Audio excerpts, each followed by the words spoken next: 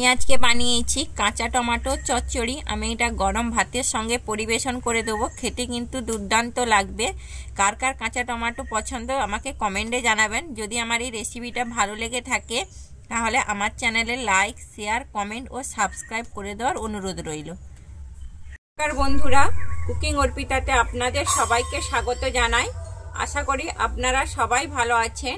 আমি আজকে বানাচ্ছি কাঁচা টমেটোর চচ্চড়ি। এটা কিন্তু ঘরোয়া রান্না, সবাই বানাতে জানে। আমার পছন্দের খুবই একটা রান্না।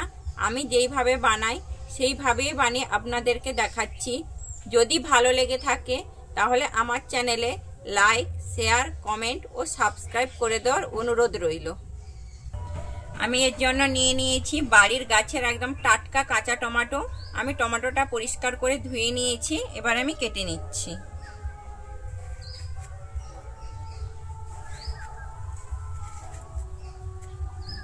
আমি কিন্তু এইভাবে কাটবো।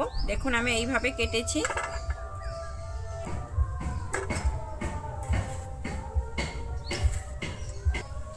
আমি টমেটোটা কেটে নিয়ে আমি টমেটো চচ্চড়ি বানানোর জন্য এখানে আমি মশলা ব্যবহার করেছি। আমি নিয়েছি কালো সর্ষে আর নিয়েছি কাঁচা লঙ্কা। আমি এখানে 5টা কাঁচা লঙ্কা দিয়েছি। আমি কালো সর্ষে কাঁচা লঙ্কাতে আমি একটু দিয়ে দিচ্ছি লবণ আর দিচ্ছি হলুদ, দিয়ে আমি এটা বেটে নেবো। আমি উনুনে কড়া বসিয়ে দিয়েছি। আমি কড়াইতে সর্ষে তেল দিয়েছি। আমি রান্নাটা কিন্তু সর্ষে তেলেই করব। আমি প্রথমে এখানে দিয়ে দিচ্ছি 2টো শুকনো লঙ্কা। আমার শুকনো লঙ্কাটা ভাজা হয়ে গেছে। আমি এরপরে এখানে দিয়ে দিচ্ছি 5 ফোড়ন। আমার শুকনো লঙ্কার 5 ফোড়নটা খুব সুন্দর ভাজা হয়েছে। আমি এরপরে দিয়ে দিচ্ছি কেটে রাখা টমেটোটা।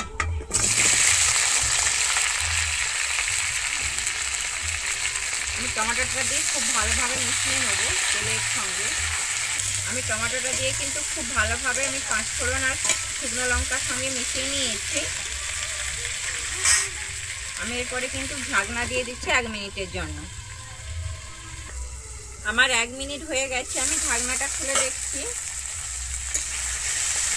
আমার টমেটোটা কিন্তু অনেকটাই ভাজা ভাজা হয়ে এসছে। আমি এরপরে দিয়ে দিচ্ছি পরিমাণ মতো লবণ। লবণটা অবশ্যই আপনারা আপনাদের পরিমাণ অনুযায়ী দেবেন। আর দিচ্ছি হলুদ। আমি এরপরে এখানে দিয়ে দিচ্ছি জিরে গুঁড়ো আর দিচ্ছি ঝাল লঙ্কার গুঁড়ো। ঝালটা অবশ্যই আপনারা আপনাদের পরিমাণ অনুযায়ী দেখে দেবেন। আমি সব কিছু আবার ভালোভাবে মিশিয়ে নেব।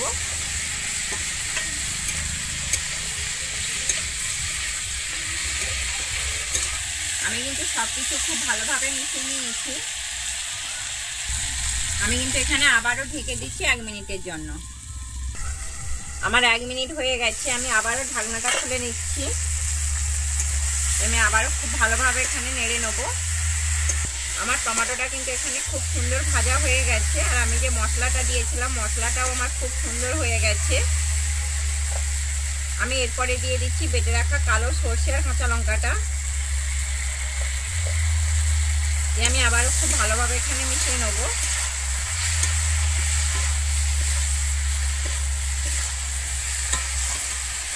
আমি সর্ষে আর কাঁচা লঙ্কাটা কিন্তু খুব ভালোভাবে মিশিয়ে নিয়েছি। আমি এরপরে সামান্য পরিমাণে জল দিয়ে দিচ্ছি।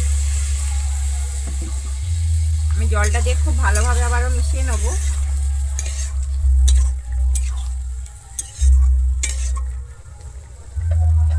আমি এরপরে দিয়ে দিচ্ছি অল্প পরিমাণে চিনি। চিনিটা আপনারা দিতেও পারেন, নাও দিতে পারেন। চিনিটা দিয়ে আমি আবারও কিন্তু খুব ভালোভাবে এখানে মিশিয়ে নেব।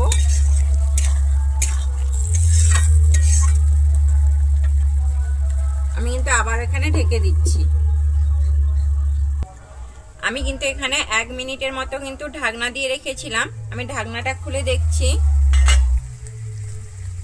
আমি যে জলটা দিয়েছিলাম আমার কিন্তু জল মাখো হয়ে গেছে। আমি এরপরে এখানে দিয়ে দিচ্ছি ধনেপাতা কুচি।